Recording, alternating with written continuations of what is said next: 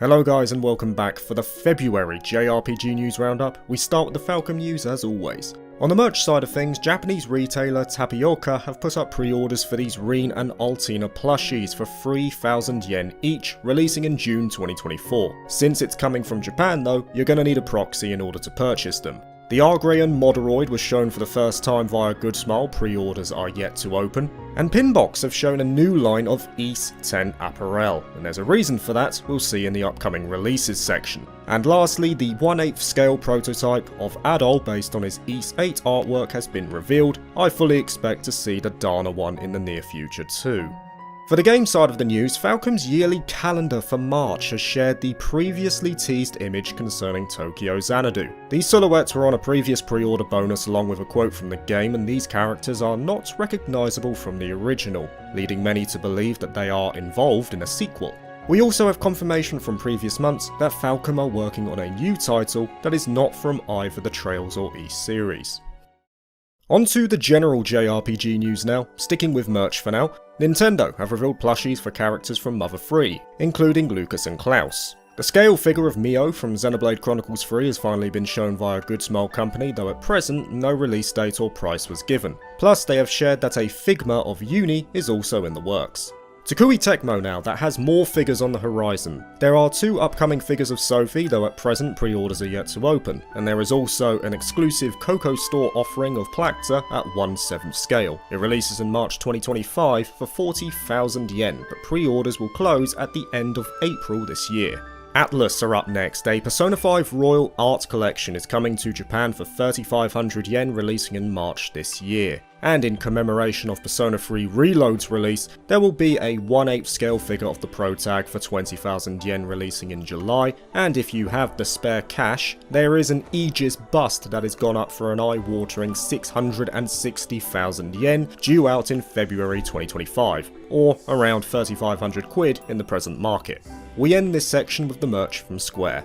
In light of the upcoming release of Rebirth, an Ultimania book is available for 3,000 yen, which releases in April this year. It functions as a sort of game-specific encyclopedia and will have 750 pages. Octopath Traveler 2 soundtrack is now available on Spotify, which is great to hear since the OST is an outright banger. Nier Automata has since hit the 8 million units sold milestone from both physical and digital sales, plus some Nendoroids of 2B and 9S have been shown at the prototype stage, along with a scale figure of 2B. No release window or price as of yet. Shifting over to the developer news now, starting with Square.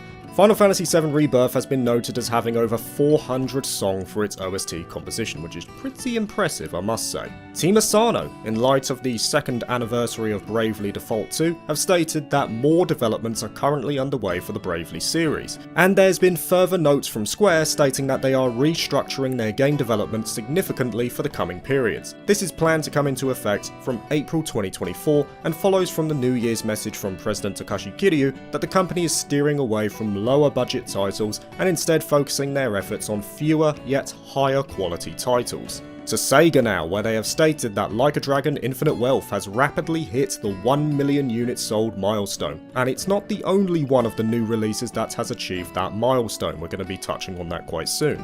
Capcom are up next, and they have stated that Breath of Fire 2 has been made available to play free in browser. And in another interesting bit of news, they have stated that they are gauging interest for potential remakes in the future. Spike Chunsoft are up next, where Shiren the Wanderer, the mystery dungeon of Serpent Coil Island, has since sold 200,000 units in Japan following its release, making it the best performer in the series for that amount of time on the market. Kadokawa Games have stated that they have acquired the studio Acquire, the developer of the likes of Octopath Traveler and Akiba's Trip. This also makes them a sister company to the likes of Spike Chunsoft and From Software. Vanillaware are up next, and the Unicorn Overlord demo is now available to try out, with the potential of moving save data from this to the later released full game. Psy Games have stated that the action RPG Grand Blue Fantasy Relink, much like a Dragon 8, has hit 1 million units sold also, and it achieved that within 11 days of launch. After playing it, I can certainly say that it's well deserved. Shift Up are up next, and it's all about Stellar Blade. It's got a rating of 18 via the Korean ratings board for excessive violence and so-called bodily exposure. There's certainly been plenty of talk around Eva's self in that regard. It's been stated that the game has a main story of around 25 hours in length with 50 hours for all content, and pre-orders have since opened for the game too.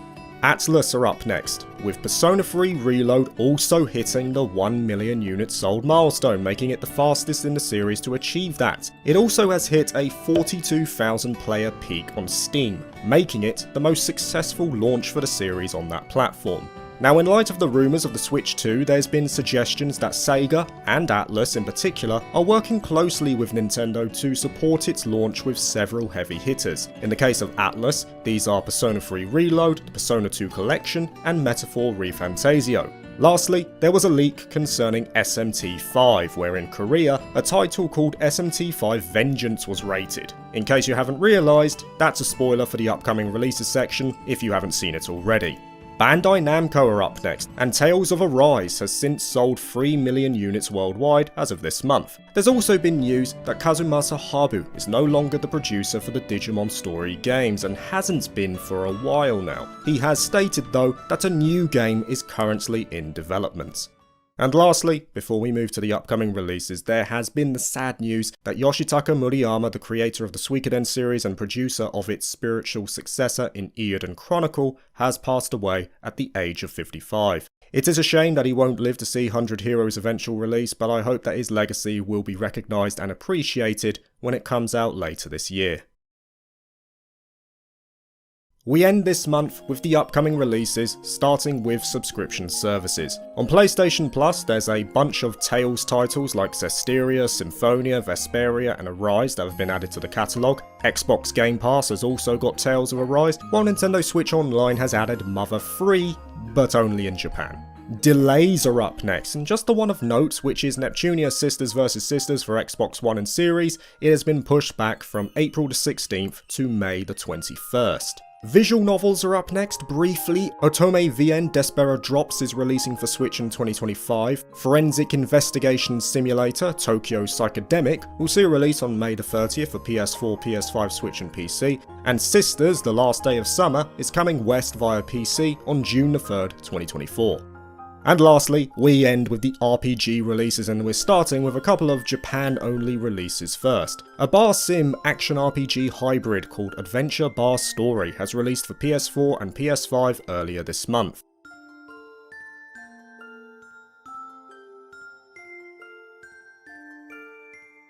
Turn-based RPGs Hyperdimension Neptunia Rebirth 1, 2 and 3 are coming to Switch on May the 23rd, with 2 and 3 also coming to PS4 at a yet unspecified date, and that's because Rebirth 1 already exists on the platform.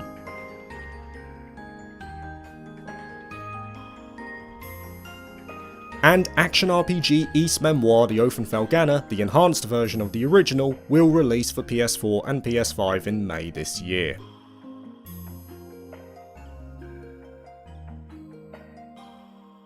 As for the worldwide releases, Investigation Action RPG Dyschronia Chronos Alternate Dual Edition, which includes all 3 episodes from the prior release, is due out on March the 27th for PC. It is already available on PlayStation VR 2.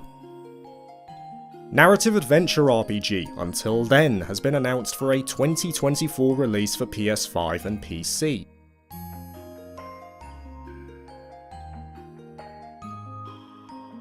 Action RPG Sword Art Online Fractured Daydream has been announced for a 2024 release for Xbox Series, PS5, Nintendo Switch and PC.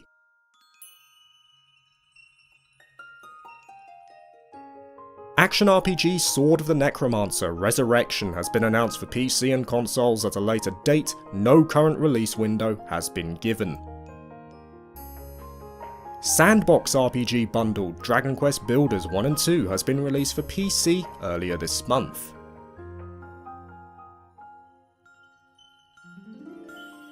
Open world action RPG Sea Fantasy has been announced for a February 2025 release for PC and is also coming to unspecified consoles.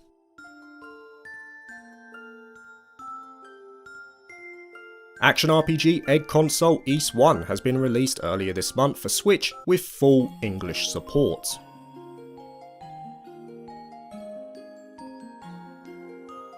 Action cum strategy RPG hybrid Lost Helden has been announced for a 2025 release for PS4, PS5, Xbox Series, Nintendo Switch and PC. This comes from the same developers as Astria Ascending and Super Neptunia RPG.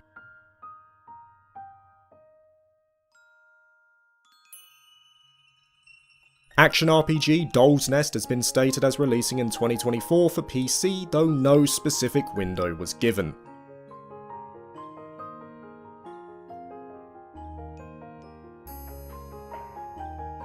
Social slow life RPG Fantasy Life I, The Girl Who Steals Time has a confirmed release date of October the 10th this year for Nintendo Switch.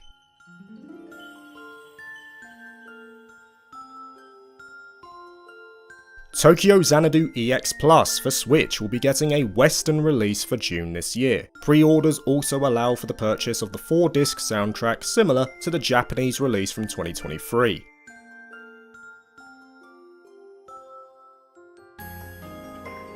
A new action RPG from Furyu called Rain Artist has been announced for a release in fall 2024 for PS4, 5, PC and Nintendo Switch. It was originally only coming to Japan as per the February Nintendo Direct, but that quickly changed late this month.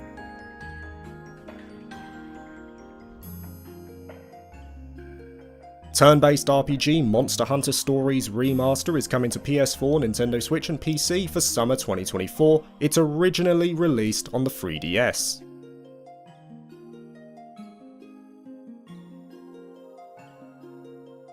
Turn-based RPG Shin Megami Tensei 5 Vengeance will be coming to all modern platforms on June the 21st, 2024. It's an enhanced version of the original and will feature a new story path, expanded areas and new demons. It is estimated that the additional content will push it to around 160 hours.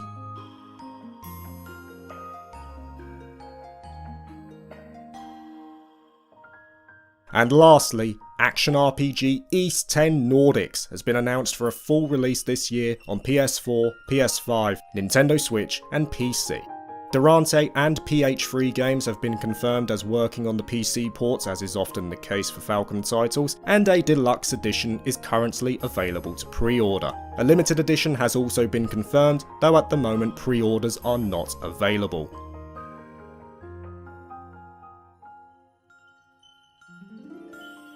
Thank you for watching this video. If you liked it, please like and subscribe for more JRPG content and consider joining my Patreon if you're interested. Peace.